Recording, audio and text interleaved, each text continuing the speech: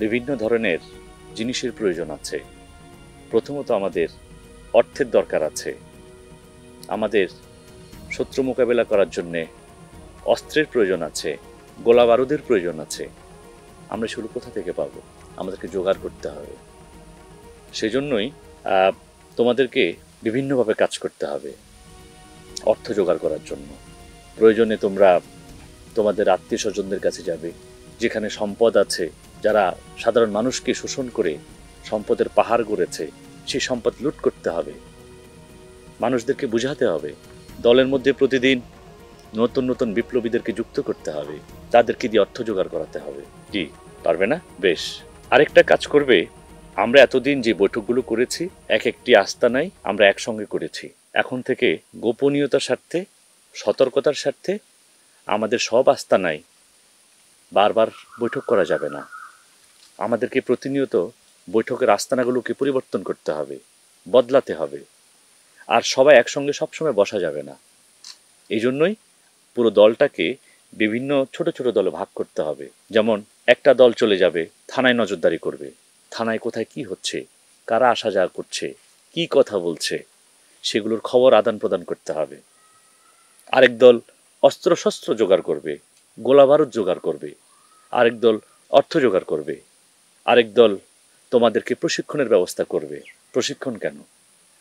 তোমাদেরকে তো অস্ত্র চালাতে হবে, সম্মুখ ভাগে তোমাদেরকে যুদ্ধ করতে হবে, শত্রুর মোকাবেলা করতে হবে।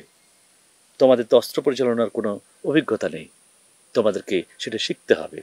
কি বুঝতে পেরেছ?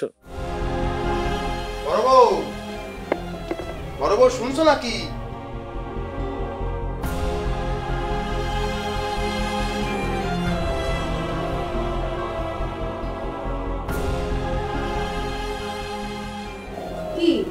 কি হয়েছে? কয় ফেলাম? ওই যে আমাদের হাসান আছে না? হাসান? আরে ওই যে হাসান আমাদের বাড়িতে যে মাঝে মধ্যে আসে। সে আবার আপনাদের হাসান হলো কবে থেকে? ওর নাকি ছেলে হয়েছে।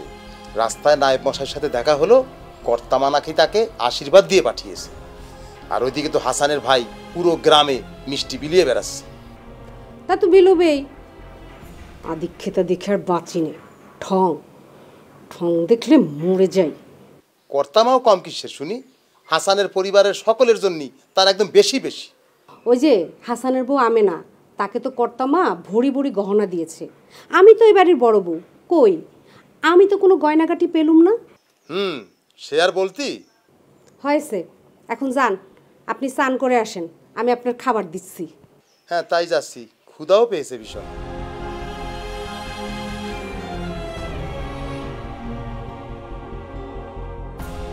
ভয় পাচ্ছ? না, ভয় পেলে চলবে না। বিপ্লব অনেক কঠিন, বিপ্লব দীর্ঘ সময়ের। বিপ্লব এই এক জায়গা থেকে অন্য জায়গায়, এক গ্রাম থেকে অন্য জায়গায় ছড়িয়ে পড়বে, এক দেশ থেকে অন্য জায়গায় ছড়িয়ে পড়ে, এক লোকান্তর থেকে অন্য লোকান্তরে বিপ্লব ছড়িয়ে যাবে। আমাদের কাজ একইভাবে পরিচালিত হবে। আমরা কখনো এই গ্রামের মুক্তির জন্য আমরা কাজ করব, আমরা কখনো অন্য গ্রামের মুক্তির জন্য কাজ করব। পুরো গ্রাম যখন আমরা মুক্ত করব, তখন আমরা অন্য অঞ্চলে চলে যাব। বিপ্লব সারা পৃথিবীতে ব্যাপ্তি লাভ